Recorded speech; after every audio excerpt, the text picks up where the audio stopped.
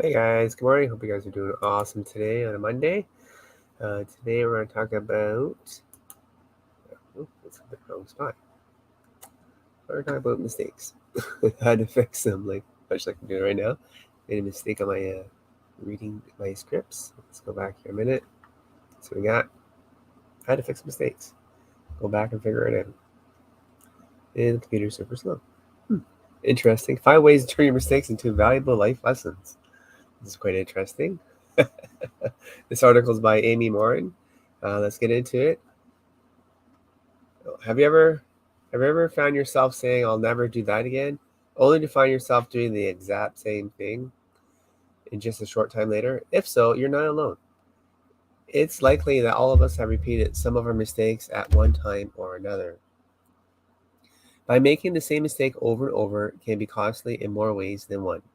Perhaps your team has lost faith in you because your behavior doesn't match your words, or maybe your errors have cost you or someone else a lot of time and money. The good news is that you can take steps to learn from your mistakes, then instead of repeating them again, you'll gain valuable wisdom that will help you in the future. Here are 5 ways to learn from mistakes. That's the first one: acknowledge your errors. So often leaders say things like, "I'm sorry you felt that way," or "Unfortunately, it didn't work out."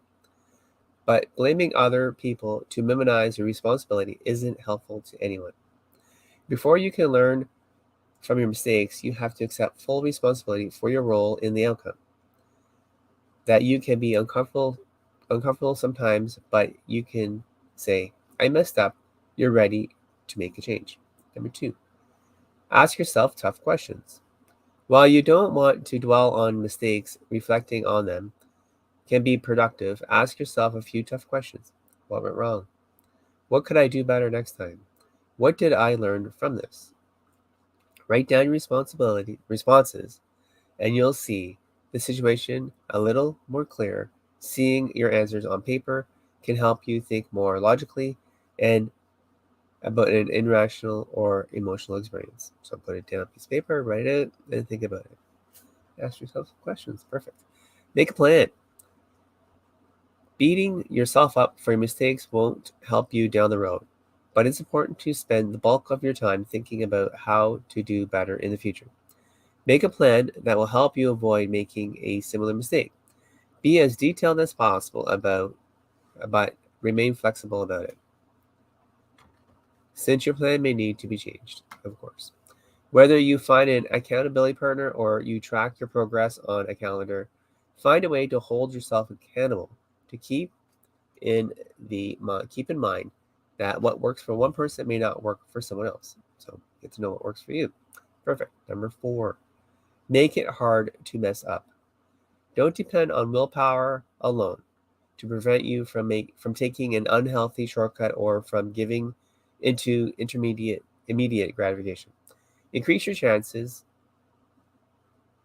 of success by making it harder to mess up again.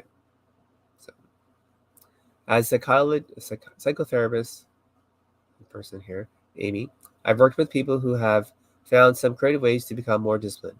I once worked with a woman who blew her budget every month because she shopped online late whenever she was bored. To prevent herself from having instant access to a card, she froze the cards in a big block of ice. I've heard this one before. She had to wait for the ice to melt to get the number. Whenever she found herself trying to thaw that block of ice, she would pause and realize how ridiculous the situation was, and she stopped short of spending money she didn't have. Pretty good.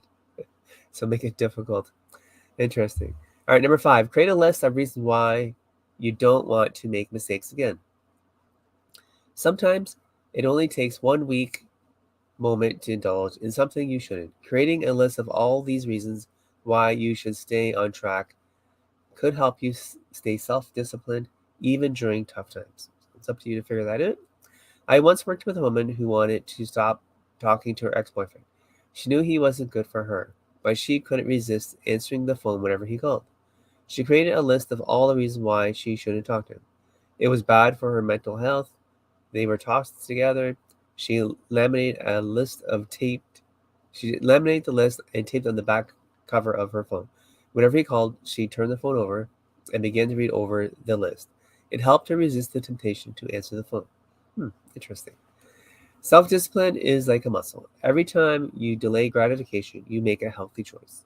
So that's the whole trick there, guys, is delay gratification. All right, moving forward with your newfound wisdom, sometimes mistakes are just one big blunder. Instead, they're a series of little choices that lead to failure.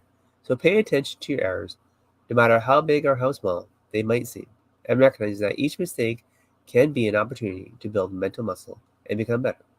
As much in life as business, make mistakes, learn from them, and do better. Perfect. I love this article. Hope you guys enjoyed that too. If you have any comments, please leave them. Love to hear from you guys. Thank you for being here on a Monday, and we will see you guys on Wednesday. Have a great day. Be positive. Thanks.